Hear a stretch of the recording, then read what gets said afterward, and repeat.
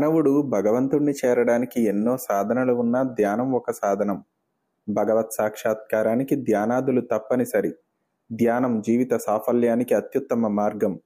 ధ్యానం ద్వారా పరమాత్మను చేరుకుని అలౌకిక ఆనందాన్ని పొందవచ్చును. ఇందుకు అభ్యాసం, సాధన అవసరం. ధ్యానం అనున్నది అంత సులభంగా మనకు సాధ్యం కాదు. శ్వాసను నిండుగా తీసుకుని సుఖమైన ఉచ్ఛ్వాస నిశ్వాసలు క్రమబద్ధంగా ఉంచుకోవాలి. క్రమబద్ధమైన ఉచ్ఛ్వాస నిశ్వాసలచే మనస్సు ప్రశాంతమవుతుంది. సాధకుడు ఏకాగ్రము కావటమే ధ్యానం. పతంజలి సూచించిన అష్టాంగ యోగములను అనుసరిస్తే ధ్యానములో మానవుడు పరాకాష్ఠ పొందగలడు. ధ్యానము ప్రతి దినము 2 సార్లు చేయవచ్చును. ఉదయం, సాయంత్రం నిర్ణీత సమయాల్లో ధ్యానం ఉత్తమ ఫలితాలనిస్తుంది. ధ్యానం వలన ఏకాగ్రత సిద్ధించి ఎదుటివారి మనోభావాలను గ్రహించు శక్తి పొందగలడు. దీర్ఘకాలం నిరంతర ధ్యాన ప్రక్రియను సాధించవచ్చునని ధ్యాసే ధ్యానము. మానవుడు ఏ వస్తువునైనా, ఏ విషయాన్నైనా ఏకాగ్రత పొంది విశ్వాత్మక మనస్సులో సర్వవ్యాపకముగా నుండి శాశ్వత సత్యములను పొంది సర్వజ్ఞుడు కాగలడు. పతంజలి మహర్షి కూడా అభ్యాస వైరాగ్యముల్లో మనస్సును ఆధీనమునందు ఉంచుకొనవచ్చును, లేక అభ్యాస వైరాగ్యముల ద్వారా చిత్త ప్రవృత్తులను అరికట్టవచ్చును అని సూత్రీకరించినాడు. వ్యక్తిగత మనస్సును విశ్వాత్మక మనస్సుతో అనుసంధానం చేసే ప్రక్రియే ధ్యానము. నిర్గుణ ధ్యానములో మనం ఎంచుకున్న దైవాన్ని ఒక కాంతి స్వరూపంగా భావిస్తే ఏకాగ్రత సిద్ధించి శాంతి లభిస్తుంది. ప్రణవ ధ్యానములో మనస్సుని నిస్సంకల్ప స్థితికి తీసుకుపోగా చిత్తవృత్తులు నిరోధించబడి ఆత్మానుభూతి కలుగుతుంది. ప్రాపంచిక విషయముల చింతన లేకుండా పరమాత్మను గురించి ఎడతెరపిలేని చింతనే ధ్యానము. మనం కష్టాల్లో ఉన్నప్పుడు, రోగాలు కలిగినప్పుడు ఆందోళన చెందకుండా ధ్యానం చేయాలి.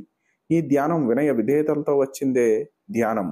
కానీ చిత్తశుద్ధి లేనిదే ధ్యానం పనికిరాదు.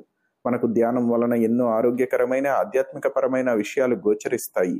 మనసు నిర్మలంగా ఉండి, ఊపిరితిత్తులు, గుండె శుభ్రంగా ఉండి, రక్త ప్రసరణ బాగుండి, శరీరంలో రోగనిరోధక శక్తి పెరుగుతుంది. ధ్యాన శక్తి మనకు అన్నింటినీ లభించేలా చేస్తుంది. నియంత్రించే శక్తి సాధనం ధ్యానం ద్వారా దొరుకుతుంది. ధ్యానం అంటే మనస్సుపైకే మరల్చడమే. ధ్యానంలో పరిపూర్ణమైన విశ్రాంతిని మాత్రం పొందగలుగుతాము.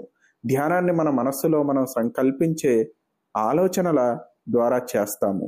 ధ్యానంలో 3 దశలున్నాయి. తొలి దశను ధరణ అంటారు. మనస్సు స్థిరంగా, నిశ్చలంగా ఉండేదాన్ని ధ్యానం అంటారు. 3వది సమాధి స్థితి. ఇది యోగులు ఆచరిస్తారు. ధ్యానము మనస్సును శాంతపరిచి ఆత్మస్థిరత్వమును కలిగించి మానసిక శక్తులను ఏకాగ్రతపరచుటకు దోహదం చేస్తుంది.